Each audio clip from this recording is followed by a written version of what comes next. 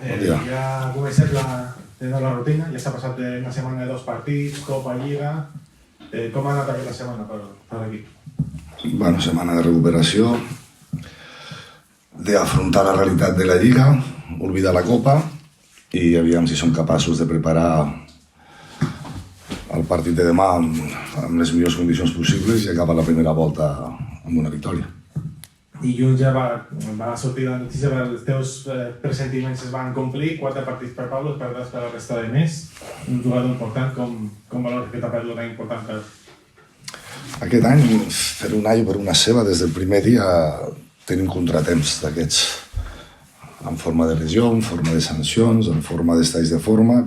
Bé, aquest any no acaba d'anar bé i sí és cert que la baixa de Pablo per nosaltres és molt important i 4 partits són molt importants. Però la nostra obligació és afrontar-ho i en posarem un altre i intentar rendir igual. El nou est del qual Cornellà sempre implicava el camp, el nou municipal, ara és un estadi de primer, estadi. No sé com el veus, com està el partit i com veus l'equip per preparar-se la jornada. L'estadi és un estadi 5 estrelles, un estadi de primera divisió. Però el rival s'hi ha adaptat bé, on la gent deia que no s'hi adaptaria, s'hi ha adaptat molt bé. És un equip molt reconeixible, és un equip que ho basa amb el bloc defensiu, que juga amb una línia de 5, a vegades amb una de 4 per davant, que li agraden els partits llargs, que és intens, que és un equip força físic i que té molt clar el que vol i no té cap pressió de cap tipus, però s'ha adaptat bé a l'escenari. Si semblava que el canvi de camp es perjudicaria, no, s'han adaptat bé.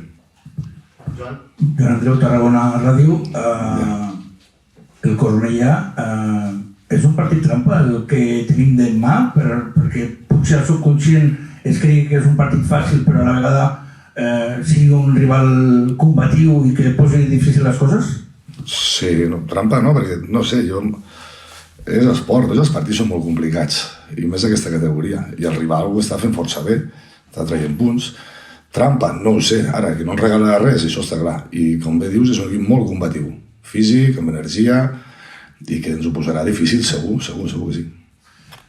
La recaiguda de Trilles, no sé què pots dir i si això justament pot forçar a una nova incorporació. Bueno, la lesió de Trilles és una mica el que deia abans, estem tenint contratemps en forma de lesions, en forma física. No esperàvem que durés tant, però al final s'ha demostrat que és una lesió greu, no és un esguins petit, és una lesió important. El mercat és obert, el mercat fins que no es tanca sempre dic que un ha d'estar preparat per tot i si sortís alguna oportunitat i el club veiés oportú fer-la, doncs segurament es faria, però bueno, això mana el mercat. Tu es demanes explícitament o realment estàs treballant amb el que tens i no obligues a que es pugui fer una nova incorporació tenint en compte la situació que hi ha principalment en defensa? No, jo no demano res, no. Això soc un entrenador fàcil pels clubs, no crec que és com tinc que ser, però també dic amb el meu. Però més enllà de si ve algun defensa o no, nosaltres el que hem d'assumir és que portem massa gols en contra. I així és molt difícil, portem 24 gols en contra. A mi no m'havia passat mai, perquè normalment els meus equips encaixen molt poc. Venim de ser l'equip menys golejat, 21 a 22 portes a 0. I aquest any ens fan gols amb els mateixos defenses, menys un, amb el mateix porter, amb Pedro, no ens fan gols de transicions, ens fan gols estan ben parats, i un entra pel mig, o a vegades s'entren i està un paio sol.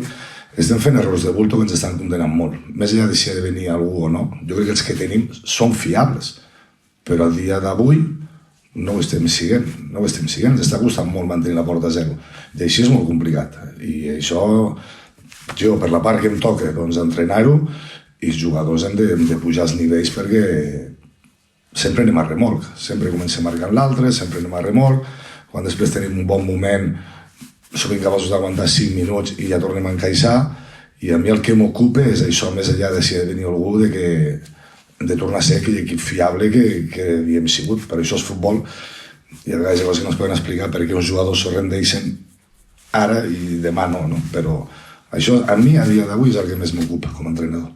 Permetem, per últim, per preguntar-te per Andy Escudero, està tenint irregularitat, has parlat amb ell, entenc que sí, què passa?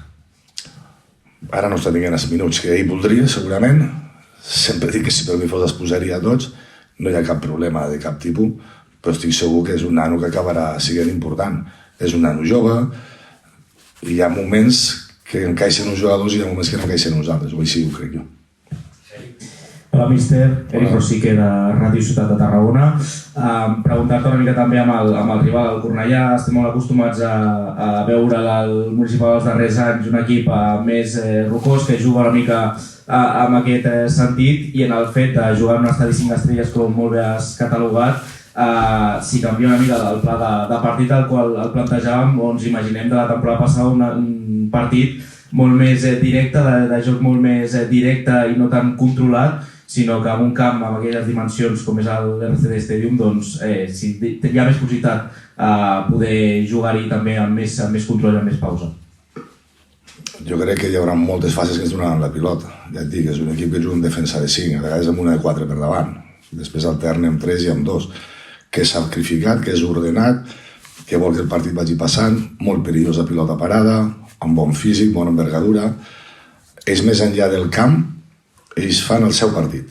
I jo estic convençut que ens donaran la pilota i nosaltres haurem d'atacar i no equivocar-nos amb el joc de posició, perquè els agrada transitar també. I té bons jugadors, perquè té bons jugadors. Li deia abans al teu company, s'ha adaptat bé a l'escenari, s'hi ha adaptat bé i si prova bé i és un equip que costa molt de guanyar. Als rivals els costa molt de guanyar perquè és molt sòlid, és molt rocós i generós amb l'esforç. L'entrenador seu, un nano jove, ja ho va acabar fent molt bé l'any passat i aquest any ho està fent molt bé també. Amb això, i ho tenen molt clar, i es veu que hi creuen. Al final ja has de creure amb el que facis, sigui de la manera que sigui. I a mi em dóna la sensació que el que fa aquest equip hi creuen l'entrenador i els jugadors. Cada jornada veiem que aquesta lliga està molt igualada. De fet, el líder està a 6 punts i el descens està a 5. Creus que en aquest desenvolupament de segona volta es definiran una mica els equips o continuarà aquesta igualtat pel que hem vist en aquestes 19 jornades de lliga? Serà molt igualada. No sé com he de dir que aquesta categoria no té res a veure l'antiga segona B. Aquí hi ha bons equips, i aquí hi ha bons jugadors ja. I es veu. I estarà molt, molt igualada. Però bueno, jo històricament sempre solgo fer millors segones voltes. Espero que aquí doncs també passi. I al final, estar on volem estar. Al final. Ara ens agradaria estar millor, està clar. Ens agradaria anar primers a 10 punts de segon. Però la realitat és la que és.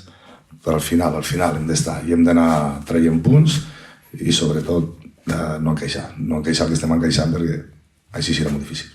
I ja l'últim per la meva banda, el club ha muntat aquest seguiment d'aficionats cap a l'estadi. Com valores que ja s'hagin omplert diversos busos i que l'afició estigui al costat de l'equip en aquest sentit i que encara està obert per poder anar a animar l'equip a un camp visitant amb la proximitat que això suposa, però que també que l'afició s'endolli amb l'equip per aquesta segona volta? Normal, a mi no em sorprèn, de la nostra gent. Ja l'any passat ho vam viure a Barcelona. I demà ens anirà molt bé perquè és un camp fred i segurament anirà més dels nostres que dels seus.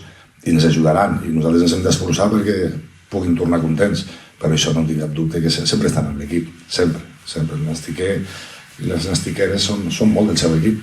I dissabte a les 7 de la tarda, aquí al costat, suposo que els hi fa patxoca venir a ajudar-nos.